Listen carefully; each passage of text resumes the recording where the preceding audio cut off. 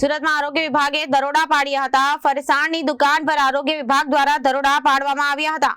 દશેરાના તહેવારને ધ્યાને રાખીને આરોગ્ય વિભાગનું સર્ચ ઓપરેશન હાથ ધરાયું છે। ફાફડા જલેબીની વેચાણ કરતાઓને ત્યાં દરોડા પાડવામાં આવ્યા હતા। સુરતમાં દશેરા નિમિત્તે ફાફડા જલેબીનું મોટા પ્રમાણમાં લોકો આરોગતા હોય છે અને મોટા પ્રમાણમાં તેનું વેચાણ થાય છે અને લોકોના સ્વાસ્થ્યને ધ્યાને રાખી આરોગ્ય વિભાગ દ્વારા ફરસાણની દુકાનને ત્યાં દરોડા પાડવામાં આવ્યા હતા।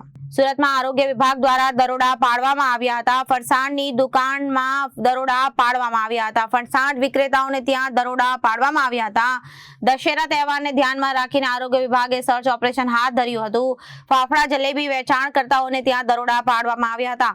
સુરતમાં દશેરા નિમિત્તે ફાફડા જલેબીનું મોટા પ્રમાણમાં લોકો આરોગતા હોય છે અને દશેરાએ લાખો ટન ફાફડા જલેબી આરોગાય છે અને આરોગ્યની ટીમ દ્વારા ફાફડા અને જલેબીના વિક્રેતાઓને ત્યાં દરોડા પાડવામાં આવ્યા હતા અને ફાફડા અને જલેબીના નમૂના લેવાયા હતા અને નમૂના સીલ કરી ટેસ્ટ લેબોરેટરીમાં મોકલવામાં આવ્યા હતા। જેનો રિપોર્ટ નેગેટિવ આવશે તો કડક કાર્યવાહી કરવામાં આવશે। હું DD Thakor food safety officer Surat મહાનગરપાલિકા। સર કઈ રીતે તહેવાર આવી રહ્યા છે અને કઈ રીતે કેટલી ટીમ બની અને સેમ્પલ લેવાની કામગીરી? આગામી દશેરાના તહેવાર નિમિત્તે આરોગ્ય અધિકારી અને ડેઝિગ્નેટેડ ઓફિસર સાહેબશ્રી તથા deputy commissioner health and hospital સાહેબશ્રીની સૂચનાઓએ સુરત મહાનગરપાલિકા વિસ્તારમાં આવેલ ફરસાણનું ઉત્પાદન કરી વેચાણ કરતી સંસ્થાઓની આજરોજ તપાસ કરી તથા સંસ્થાઓમાંથી ફાફડા જલેબી વગેરેના નમૂનાઓ લેવા અંગેની કામગીરી ચાલી રહી છે અને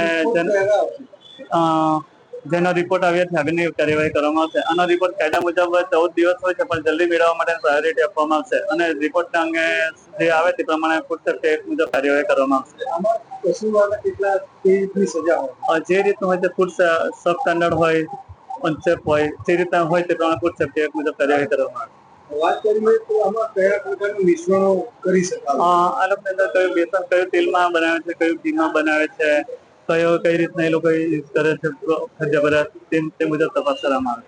રિપોર્ટર અરવિંદ રાઠોડ, જનાદેશ ન્યૂઝ, સુરત।